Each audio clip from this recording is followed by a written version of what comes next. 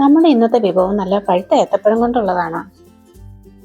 ഈ ഏത്തപ്പഴം നന്നായിട്ടങ്ങ് പഴുത്തു പോയാൽ പിന്നെ നമുക്ക് കഴിക്കാൻ മടിയല്ലേ. ഈ പഴം കഴിക്കാൻ മടിയുള്ള കുട്ടികൾക്ക് പോലും വളരെയധികം ഇഷ്ടപ്പെടുന്ന രീതിയിലാണ് നമ്മുടെ ഇന്നത്തെ റെസിപ്പി നമ്മൾ തയ്യാറാക്കുന്നത്. ഇതിനായിട്ട് നമുക്ക് ആദ്യം തന്നെ കുറച്ച് അവല് വറുത്തെടുക്കാം. നമ്മൾ കൈ കൊണ്ടൊന്ന് പൊടിക്കുമ്പോൾ പൊടിയുന്ന രീതിയിലായിരിക്കണം അവല് വറുത്തെടുക്കേണ്ടത്. നമ്മളിപ്പോൾ ഇതിലേക്ക് ആവശ്യമായ അവല് വറുത്തെടുത്തിട്ടുണ്ട്. ഇനി നമുക്ക് ശർക്കര പാനി തയ്യാറാക്കാം.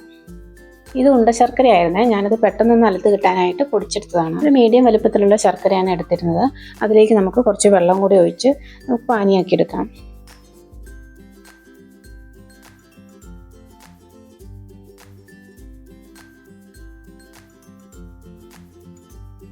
ശർക്കര നന്നായിട്ടൊന്ന് അലുത്ത് വന്നിട്ടുണ്ട്. ഇനി നമുക്കിതൊന്ന് അരിച്ചെടുക്കാം. കാരണം ചിലപ്പം നല്ല മിക്കവാറും കല്ലും മണ്ണും എല്ലാം കാണും. ഇനി നമുക്കൊരു പാനിലേക്ക് കുറച്ച് നെയ്യ് ചേർത്ത് കൊടുക്കാം. അപ്പോൾ നെയ്യ് ചൂടായി വരുമ്പോൾ നമുക്കിതിലേക്ക് കുറച്ച് കശുവണ്ടി ഇട്ട് ഒന്ന് വറുത്തെടുക്കാം. കശുവണ്ടി വറുത്ത് വരുമ്പോൾ നമുക്കതിലേക്ക് കുറച്ച് ഉണക്കമുന്തിരിയും കൂടെ ഇട്ടൊന്ന് നന്നായിട്ടൊന്ന് വറുത്തെടുക്കാം.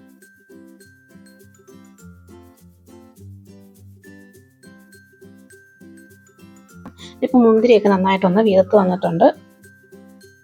അപ്പോൾ നമ്മുടെ ഉണക്കമുന്തിരിയും കശുവണ്ടിയും വറുത്തെടുത്തിട്ടുണ്ട്. അപ്പോൾ ഇനി നമുക്ക് അതേ പാനിലേക്ക് തന്നെ കുറച്ച് നെയ്യും കൂടെ ചേർത്ത് കൊടുക്കാം. 2 ഏത്തപ്പഴമാണ് ഞാൻ എടുത്തേക്കുന്നത്. അത് ചെറുതായിട്ട് കട്ട് ചെയ്തെടുത്തിട്ടുണ്ട്. ഇപ്പോൾ നെയ്യ് ചൂടായി വരുമ്പോൾ നമ്മൾ കട്ട് ചെയ്ത് വെച്ചിരിക്കുന്ന ഏത്തപ്പഴം ഇതിലോട്ട് ചേർത്ത് കൊടുക്കാം. ഇനി നമുക്ക് നന്നായിട്ടൊന്ന് മിക്സ് ചെയ്തെടുക്കാം. അതിനുശേഷം നല്ലതുപോലെ ഒന്ന് വരട്ടിയെടുക്കാം.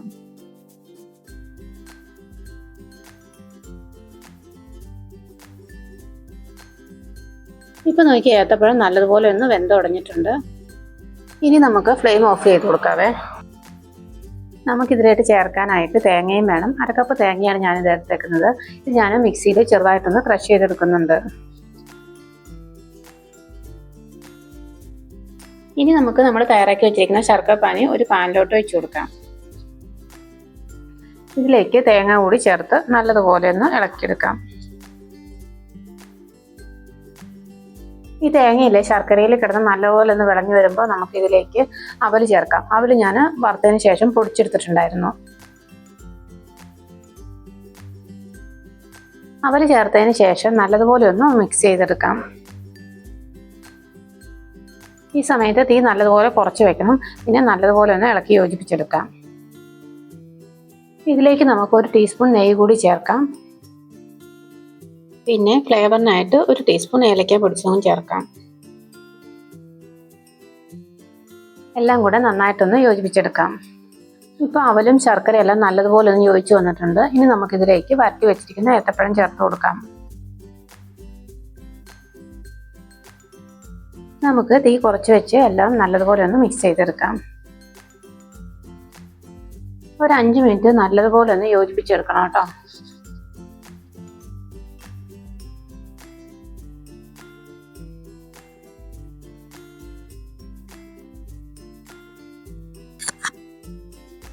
ഇതിപ്പോൾ ഇതിൽ കട്ടകളൊക്കെ ഉണ്ടെങ്കിൽ നമുക്കിതുപോലെ നല്ലതുപോലെ ഒന്ന് ഉടച്ചെടുക്കാം.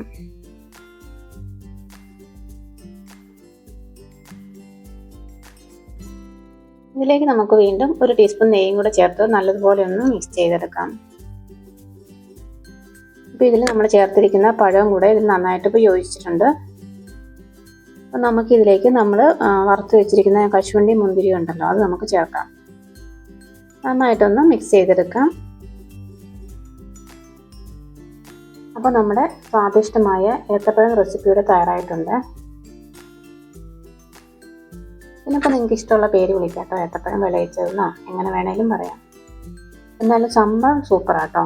കുട്ടികൾക്കൊക്കെ ഇഷ്ടപ്പെടും. തീർച്ചയായും ട്രൈ ചെയ്ത് നോക്കാൻ മറക്കല്ലേ. എൻ്റെ വീഡിയോ നിങ്ങൾക്ക് ഇഷ്ടമായെങ്കിൽ ലൈക്ക് ചെയ്യാനും ഷെയർ ചെയ്യാനും ചാനൽ സബ്സ്ക്രൈബ് ചെയ്യാനും മറക്കല്ലേ.